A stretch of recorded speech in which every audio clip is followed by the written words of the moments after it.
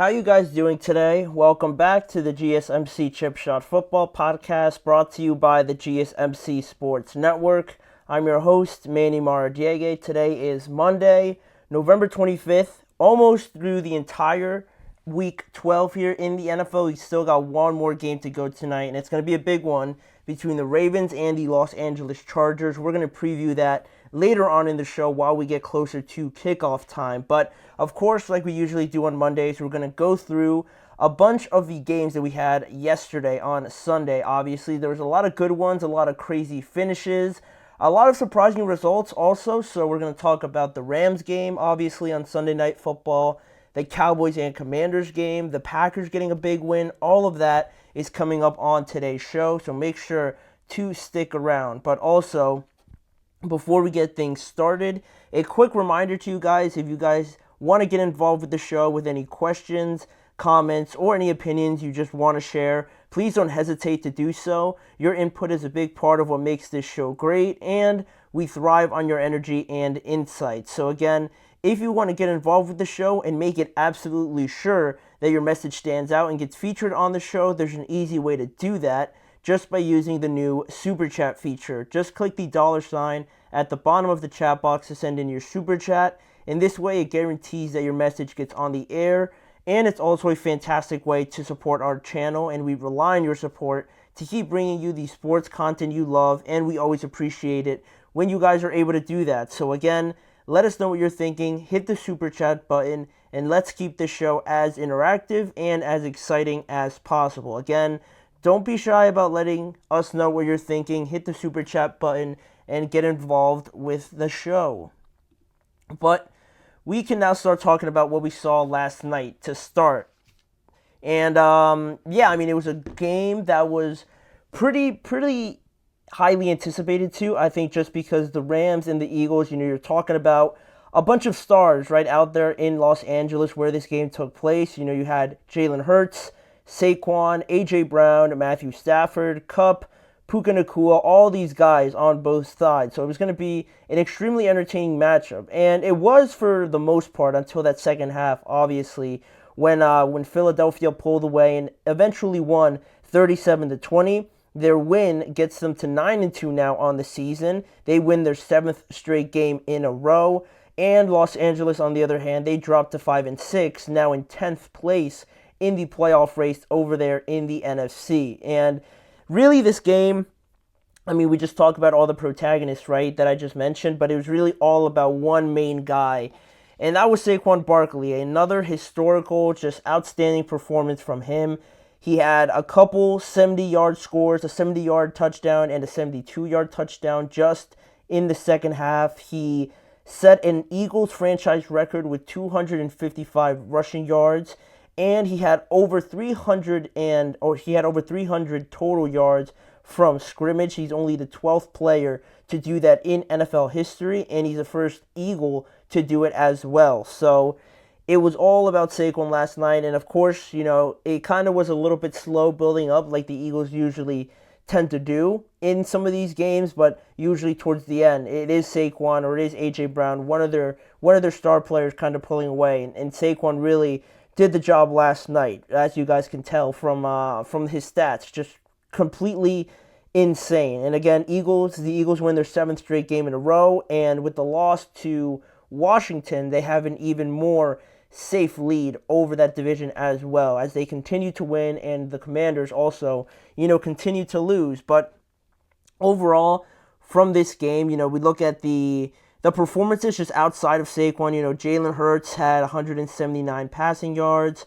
He had one touchdown thrown to A.J. Brown. A.J. Brown had another big game, 109 yards and 6 receptions. And, outside of A.J. Brown, Dallas Goedert is the only one that had 4 receptions. There was no Devontae Smith in this game, so it was really just all about A.J. Brown and also all about Saquon because he stepped up as well in the passing game with 4 receptions, 447 yards, and it was really just Saquon and A.J. Brown, really, and obviously more than enough when Saquon's playing at this level. Saquon had 26 carries to add on to that, and Jalen Hurts had 12 for 39 rushing yards. And on the other side, Matthew Stafford, 243 passing yards. He had a couple touchdowns. He was sacked 5 times though, which like the Eagles have been accustomed to doing recently, has become, something that just throws other teams off, obviously. With the rate that they're getting at the quarterback, it's very impressive. And usually when you kind of get these high-scoring games, when you're able to also do that on top of that, that's where you can create that little bit of separation, right? Obviously, if your defensive line is getting to the opposing quarterback, that's what the Eagles have benefited off of in their recent games. But also, Kyren Williams had 72 rushing yards and a touchdown. Puka had 117 yards and 9 receptions, but Cooper Kupp was the only receiver that scored that passing touchdown from Matthew Stafford. But, overall, or actually, who else was it? It was Cooper Kupp and Demarcus Robinson, sorry. It was Demarcus Robinson and Cooper Kupp, but it obviously wasn't enough. And the way this game sort of broke down, it went as kind of how Eagles games usually go. It was a slow start for the Eagles. They were down 7-3 early on, but then a touchdown and a field goal in the second quarter gave them a 7-13 lead going into halftime. So now, unlike other games where it's closer than that, they have a bit of a lead going into that second half. And the second half started with a boom, right? 3 straight touchdowns to start the second half, 2 of them by Philadelphia and 1 from the Rams. So it made the score 27-14 right away in the second quarter just to start off. One of the touchdowns being Saquon's 70-yard rushing touchdown. Then the Eagles brought it to 30-14, and Saquon rips another 72-yard rushing touchdown, and it really got the game just out of hand, right? At 13-14, maybe you could start hoping at that point, but once Saquon rips another one like that, not only is the game, you're only like 27 points, 23 points down now, but you just let up another massive run. Like, if it's not the score, it's the way that Saquon did it. So, the game was pretty much over from there. And looking at the Rams now after a loss like this, and, it's not ideal, obviously, when you have a game where you're measuring yourself up against a very talented,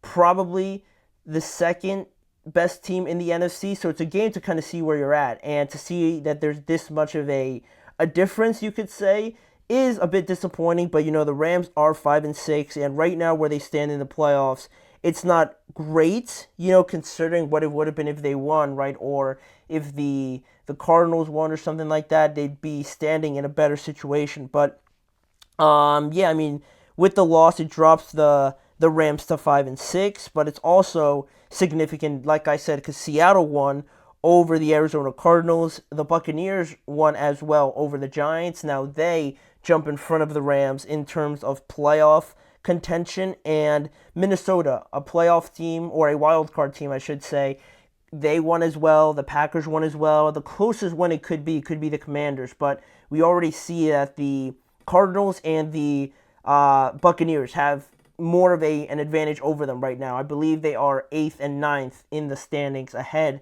of the Rams, who are in 10th place right now. So not ideal. Of course, you still have contention for that division, and I feel like now it's starting to look like, when you're talking about the Rams, the 49ers, the Seahawks, or the Arizona Cardinals, I feel like only one team is going to make it, and that one team is going to have to win the division, because unless the Commanders really drop off, then maybe it opens up a spot for one of the other teams. But I don't think the Commanders are just going to drop off that badly. They're not looking great, but still, I don't think it's going to get to that point. So I'm banking on them staying up there. I don't think the Vikings are just going to lose like 7 or 6 or 5 other games going forward. So that's not going to happen. And I don't see the same thing happening for the Packers either. So I feel like now, as things start to get a lot tighter, only one of these teams is going to make it. So looking at the Rams' schedule going forward, they have tough games coming up against Buffalo, and they still have one more game against each NFC West opponent. So I would classify all of those divisional games as must-wins as of right now. The 49ers also have a tough schedule, and the Cardinals and Seahawks are going to play each other one more time. So there is still a bit of hope there, but it is starting to get a bit crammed up here for the Rams. The margin of error isn't really there anymore. So that's them. That's their outlook going forward. But for the Eagles now, there's a lot of talk about Saquon now being in those MVP conversations, and he's having a phenomenal year, but I think it would take a whole lot more historical numbers and just continuing to perform at this level with spectacular moments like this, then maybe we could talk in like 4 or 5 weeks or something like that if he continues to kind of play like this. But it's so hard to give it to anybody outside of a quarterback. I would love to see that, but I feel like just people usually vote for the quarterbacks like Josh or Lamar. I would assume would get more votes than him still, even up until this point. But it's great to see, Saquon not only having these moments for the Eagles, but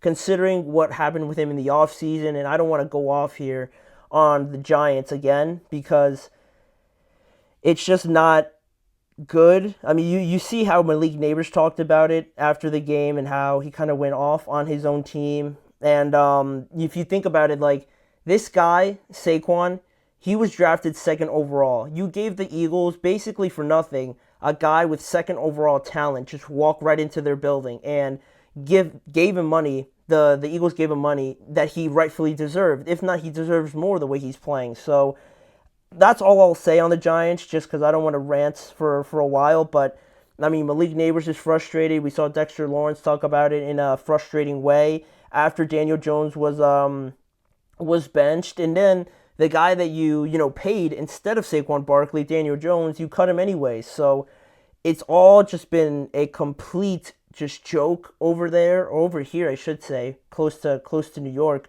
for the Giants. But good for Saquon playing at an MVP level, kind of leading that resurgence for the running back position. Him, Joe Mixon, Derrick Henry have all been spectacular, but Saquon Barkley, is really starting to separate himself, I believe, with games like this. So good for him, good for the Eagles. They continue to dominate their games, but I believe their upcoming games, one of them is against the Ravens, so that's going to be exciting. But sticking to Week 12, there's a lot more to talk about, a lot more crazy finishes and just crazy moments. Probably none crazier than the Dallas and Commanders game. The Commanders continue to kind of teeter on that line of worrying about their offense, and then they show you things like they did at the end of the game. And then the Cowboys pulling out a win like this just out of nowhere is, I guess, just like them in their unpredictable nature. So we're going to talk about them, break everything down and everything that happened in those last 4 minutes to end that game when we return after this break.